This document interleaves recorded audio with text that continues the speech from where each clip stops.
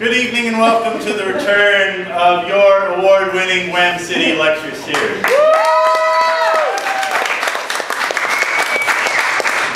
Very happy you could all join us for this glorious re-emergence into quasi and pseudo academia here that we like to spew forth for you all, from you all. My first speaker tonight is a person who chose a topic that I think is very much at the center of Baltimore. Baltimore's a real performing town, and I think from that we gain a great empathy for each other, which in my mind puts Baltimore above most of the towns that I've been to. Leal is going to be teaching a class on empathy and performance at the Baltimore Free School coming up here soon, and has also just come off of a long stint of complete silence, about silence, which must up your empathy prowess quite a bit. So without further ado, Ms. Leal.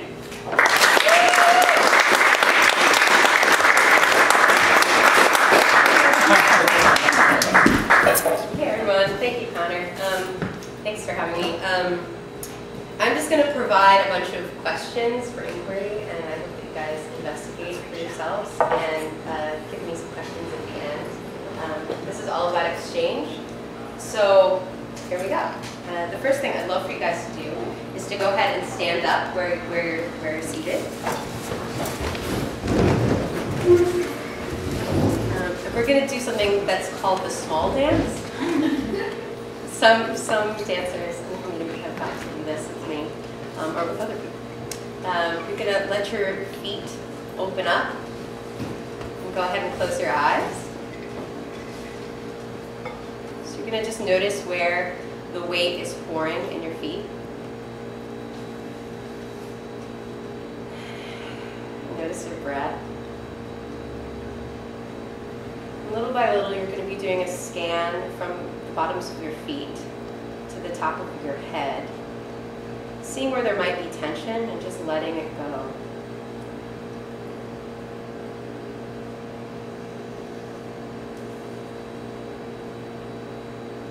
Breathing is really important.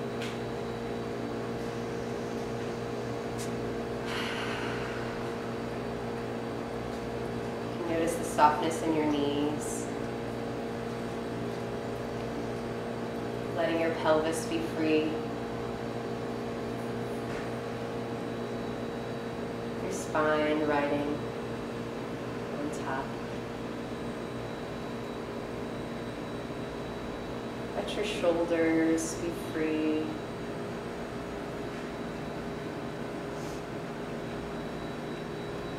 Let the crown of your head feel as though it's opening.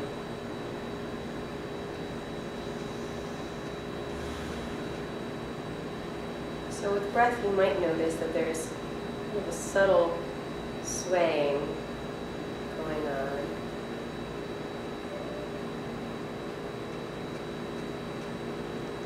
This is the dance that our body is having with gravity.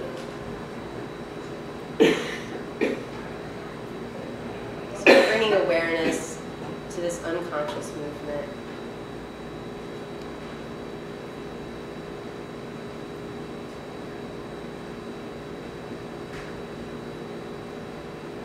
Whenever you have the inclination to, you can go ahead and find a seat. Think about your spine, think about how you're sitting. Stand if you want to. If you want to continue to stand.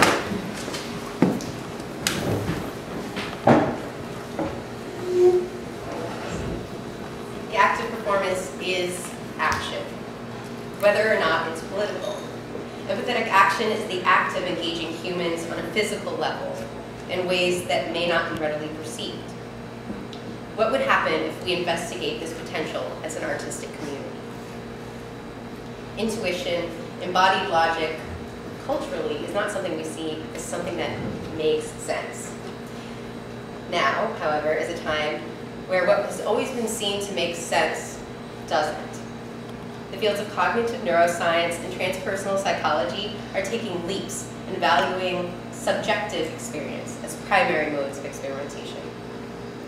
What does that mean for where art and science meet? Exactly what are we looking for when we experiment? People used to think that the world was flat, and that made sense. It was true. Until someone thought differently and was able to be brave enough to prove it. Not only is fear a mind killer, it stunts us as individuals and as a society to grow past where we are comfortable. Stagnation. Courage is not being afraid. It's doing it anyway. I invite you to take notice of how you listen, what you observe in me, and in your fellow audience as this lecture goes on. Our experience provides us with a lot of information. It's personal in that it's personal to all of us. Each of us is affected, will be affected, and affect each other. The state of our society is irreparable, you might think. The oppression, the dehumanization to a parent, too commonplace. It is with this belief that we can stay as we are, apathetic and indignant, individual and beaten. Afraid of what would happen if we too say there is something wrong with what everyone believes to be true about the world. There is something wrong. As an artist primarily trained in performance, I've never thought of myself to be an activist. Apolitical. I would read in undergrad Boal's theories, Brecht, Brooks' ideas of rough theater, and though I held them in high esteem, I knew that decidedly it wasn't me. It wasn't where I fit. We're beginning to find out, however, that what we believed to be true about performance in politics may have come to a truly different turn. A few major beliefs held by the academic theater world were seen as fact. 1, performance came from ritual and religion. 2, political performance, since Brecht at least, has focused on getting ideas across to the oppressed peoples by encouraging them to think about their current situation. Logic. 3, sacred types of performance and ritual are not political in nature, i.e., they are directly concerned with the emotion of the audience and not logical thought. There are, however, a few things that we know that change these statements previously believed by performance activists. I'm going to go into some detail about that. 1, theorists in evolution and performance believe that not only did performance come before we had the ability to create anything to believe in, but that aspects of how our brains are used during performance activity actually helped develop humans past the capacity of other mammal species that we know of. In evolutionary theory and play, there's a specific article that has come out by Bruce McConaughey, who states, the arts helped evolving hominids to pattern their lives, coordinating curiosity, memory, attention, and empathy in socially engaged and open-ended ways. In cognitive neuroscience, some recent discoveries have proven that mirror neurons actually mimic the behavior of that which they are empathizing with. So much so that networks for the corresponding action in the empathizing individual actually fire in the premotor cortex, providing a sensation but not a completion of the action. More simply put, your body, when empathizing with another individual, actually engages as though to do the action or feeling, so that it may understand experientially. So here's where I get to just talk to you. There are 3 specific studies that I find really interesting that have come to me about this action: mirror neurons and dual concept blending. So mirror neurons, there's a specific study, which I think you might find particularly interesting, about a monkey. So they had all these rods in a monkey's brains, and they were kind of researching the action of grabbing a bottle. So you went to grab a bottle, and they measured the amount of time it took for the perception of the bottle grabbing to occur and then have the bottle be grabbed. So the thought, grab the bottle, and then grabbing the bottle. There's also a thought before that thought, which is really interesting. There's a spike, but we don't know where that spike comes from as of right now. So one of my colleagues at Earth Dance told me about this study where when they were studying grabbing the bottle, a researcher came in and grabbed his ear. Now he just went to grab a bottle, but the monkeys who had all of these rods in them and who've been imprinted to be grabbing this bottle over and over again actually fired in their premotor cortex all the way to the actual act of grabbing the bottle. So they didn't actually grab the bottle, but a sensation went all the way through to grab the bottle. So that's something that we have found in recent research in evolution, that's how we learn. So we don't only just learn from like seeing something, but we inhabit it, we mirror it, we take it into our bodies and reflect it, and it's just at sensation level. So if you're really paying attention, you might notice yourself doing it. But again, you have to kind of be in tune to even think to pick up that kind of awareness. Two, and that's everyone is able to do that. Two is another study about a gun. So they were researching the intent of an actor and how it affected the mirroring of the audience. So they had an actor go to fire a gun on stage with intent, and the audience would actually inhabit, send signals to be engaging in that pattern, to be in the motion of firing a gun. Of course, their hands didn't do that, but their bodies were telling them to. However, when they dropped the gun, which wasn't intentful, it wasn't an action that was with the intent of showing audience or with the intent of inhabiting that, it was just a mistake. The action didn't inhabit the body. It didn't get mirrored into the body. So that's something about mirror neurons that we know right now. The third thing that I think is really important to understanding why it is that I'm talking about empathy and performance is dual concept blending. So in the paper by Bruce McConaughey about evolution and performance, play and ritual, he describes the act of playing of a small child. So there's research by Jay Schmidt, however you say his name, who has a 2-year-old child who he studied for a little while. And he noticed that the child engaged in play and then was able to step out of play and then step back into play in a way that was continuing on with the story. So the child did motherese, which is to kind of have a soft, nurturing tone, and played with props, like a tea party, and then got called by their mother, who was able to step out of the situation and re-engage in the play. This is something that we have noticed thus far animals don't do. So you don't see necessarily an animal pretend to be a rabbit and then pretend to be the animal itself again.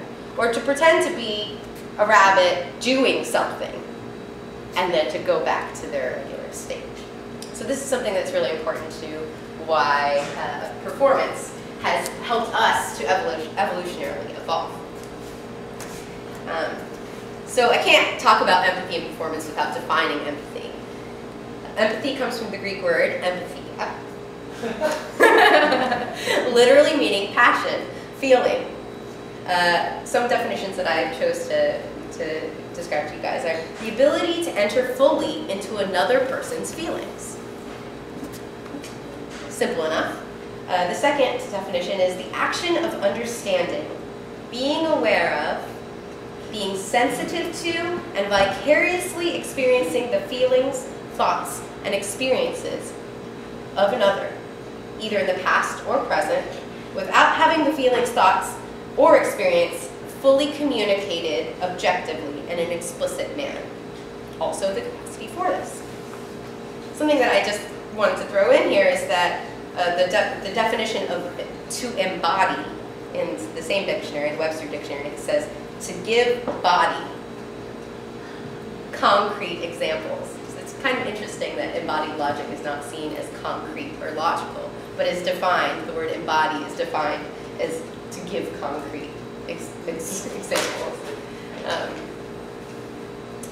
So it's very common to use the word sympathy and empathy interchangeably, as though they're the same thing. Sympathy, however, is feeling bad for someone, sending your regards, regretful that a person outside of yourself must suffer some emotion, positive or negative. Where empathy is a real term for viscerally experiencing the emotion someone else is experiencing. So back to our argument about, well, what we've seen as fact in theater and what we now know. 2 is the term empathetic action that I've coined to describe a performance work that engages humans on an emotional and kinesthetic level toward action. Whether or not the audience can receive the material consciously or logically, we have the ability as humans to communicate directly with the unconscious. These deeper aspects of being human, the audience themselves may not know they have access to. Encouraging that knowledge itself is a revolutionary act. The current state of our society is one that indoctrinates individualism, dehumanization, and consumerist ideology. It is one that focuses primarily on disembodied logic and fails to see the value of a theory of universal connectedness. Creating the space for empathy is directly oppositional to the dehumanization of our current socio-political modes. So, how did I get here? Like, what is this all about? How did I get into empathy from my study in performance and expression? Well, I noticed that you are able to bring attention to the body's unconscious, and that actually affects the physical room. So in drumming, for example, one can drum, and they're drumming, and then you're getting into a pattern where your body is drumming. Okay? And when your body is drumming, you're not necessarily controlling it, but you're present with it, and that actually enters into the body of the audience. We tap our feet. We get a feeling that is outside of our regular state. In acting training, one spends years mastering dual concept blending, which I previously discussed. The ability to compose your character's position on stage, your character's gestures, and your character's emotional state come from empathizing with your own output.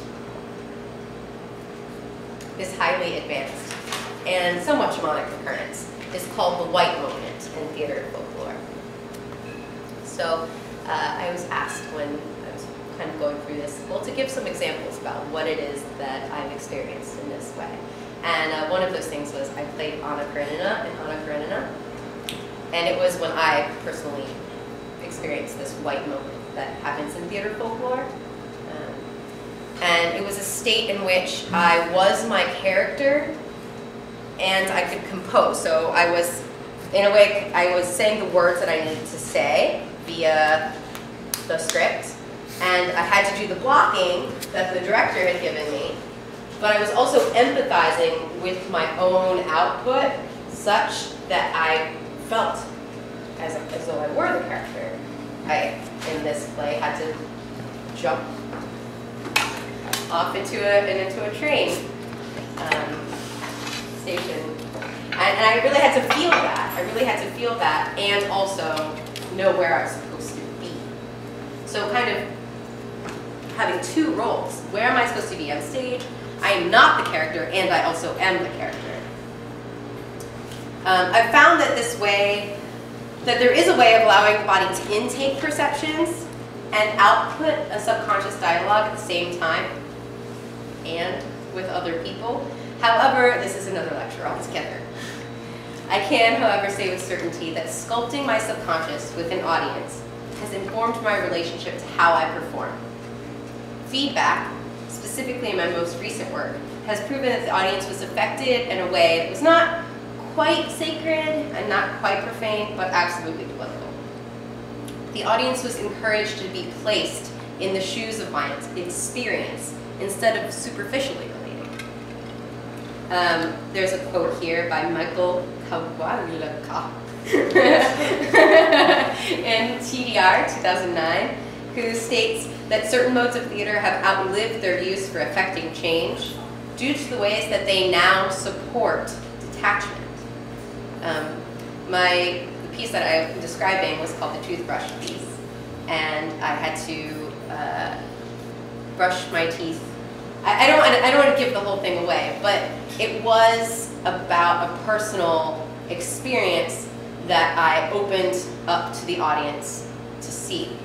And the feedback that I got from the audience was a lot about their applications to their own life or to their own experience of that state. Having a body is universal to the human condition. My energy affects people, and so does yours. I don't spend time learning about my pelvis because it is my pelvis, but because it's ours.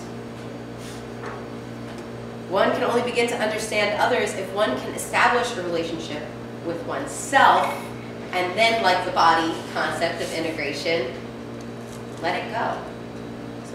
So we learn about how it is that we are, and we are able to let it go instead of like clinging to all these ideas of self, ego, me. I can just let it fall, and then I'm really able to engage with other human beings. Let's see. If we allow an exchange that fosters that relationship on the deepest, microscopic, and intuitive levels, this actually helps others to understand their relationship to themselves, their psyche, and their physical needs.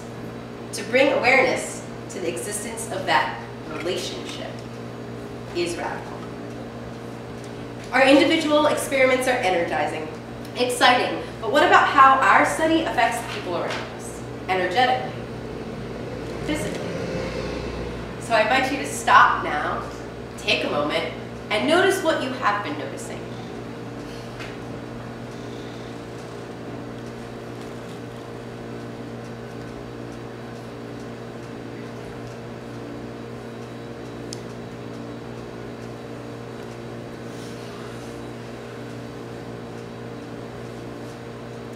Transpersonal psychology is a field defined by developing a relationship to oneself that extends past the individual toward human thought, transcending the ego. Research by Stanislav Grof and many others points to our consciousness points to our individual experiences and holotropic states of consciousness actually affecting the whole. I see authentic as an example of that. But really, any tool used for performance where the audience is able to witness and exchange, even just energetically, allows for such changes to be made, if not only on a neuron level. So what am I talking about there? Let's go back. I just talked about authentic movement. It's so funny, but I should have skipped that.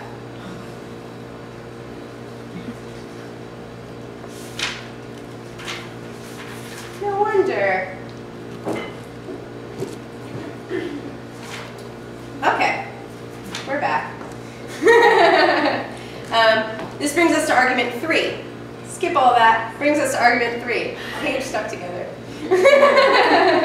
When you are yourself and your character in the same way. So we're talking about performance, we're talking about character, we're talking about embodying that character, exchanging with an audience. And then we talk about improvisation. Instead of character, I am the vehicle.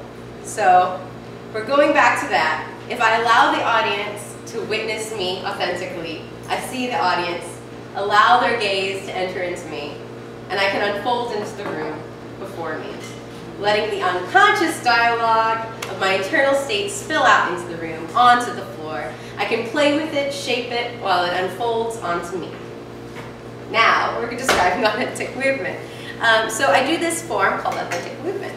And it's really important to know what it is that I'm talking about before I reference it. So I'm going to tell you what it means. There's a mover and a witness. So the mover, their only role is to close their eyes and be with wherever they are and move however they like, or not. So this helps us to kind of be in tune with what is happening within us or what isn't happening within us. Then the witness, then there's the role of the witness. So the witness sees the mover. I know that sounds really simple, but it's actually quite difficult to just see without judgment something happening before you, and not say, oh, well, you were doing this, but just to witness. And I see this as a political action. But it's also a way to enter into a state that Stanislav Grof would have described as holotropic, which is just a different state of being. So let's go more into that. When you are in a state without judgment, patterns rise in all directions, and you can make choices without making judgments about them. I've found, skipping, back to where we were. It's totally fine. You get to watch me do this, and that's interesting for somebody, I guess. Back to transformative personal psychology. We covered authentic movement. Okay. So actually, things are happening in our brain at a constant rate. Things are changing in our brain. Rhonda Blair, in her book on acting and cognitive neuroscience, talks about that the brain is in a state where it's constantly learning and constantly shifting. So what we intake affects us directly. So what you're around, the way that you're sitting, how you are interacting with people, who you choose to be around actually affects us and the way that our brain processes things. I think that what's missing from our use of our ability as performers is to activate that part of our art making. The knowledge that we have inner imitation. To enable this ability, we must actively foster a relationship to self and in turn abolish ideas of other. In Carl Jung's book, The Undiscovered Self, one of the forefathers of transpersonal psychology, not to mention synchronicity, which is again another story, not only does Jung express what it means to be completely and deniably human, but he does so not out of theory, but out of experience. We are all capable, he argues, of the entirety of human behaviors, and the moment we start expressing our choices as good or bad, other, we remove our ability to connect, see, and grow as a whole. We create repression. Grotowski, loved theater experimenter, producer, theorist, had a similar idea of what the role of good acting is. It is a question of, this is a quote, it is a question of the very existence of the actor's calling, of a reaction on his part, allowing him to reveal one after the other the different layers of his personality, from the biological, instinctive, to the channel of consciousness and thought, to the summit, which is so difficult to define, in which all becomes unity. If the actor performs in such a way, he becomes a kind of provocation for the spectator. This I see as empathetic action. So I have one example left to describe about something that I watched and I saw as a perfect example of what I see as empathetic action. It was a performance by Megan Flanagan and Asamina Kairos. They performed in a way that invited the audience in. So we went into the studio and the audience was actively engaged in their perceptions. They had a video camera, and as they were videoing what their improvisations were, they then showed the audience how they saw. They handed them the video camera and showed the frame of their perception. This is how I saw it. They also did so in the moment. What are you seeing right now? They would ask each other. What are you responding to? What are you doing? Where are you? Where are you was a big one for me. So one of the dancers was kind of crawling on the ground in this way, and the other dancer asked her, where are you? And she responded, underground.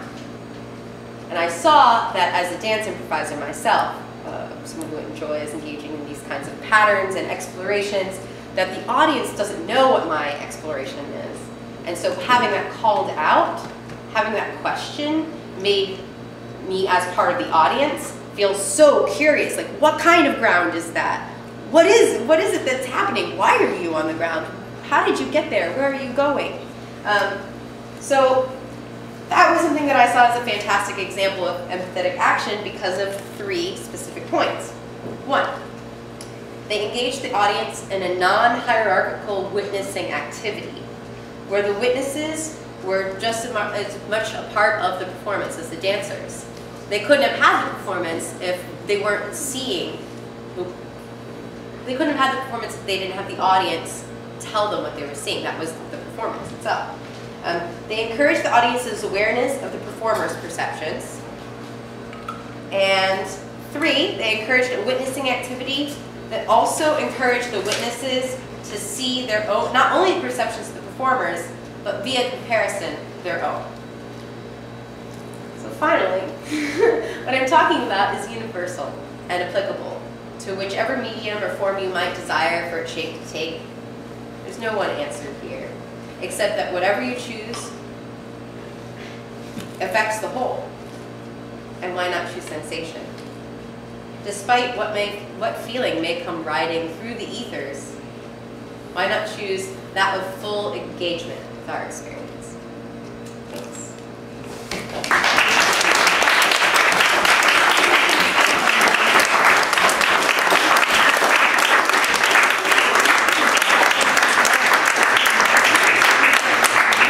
Does anybody have any questions for Isa? You want to take questions? Or? Oh, I'd love to take questions.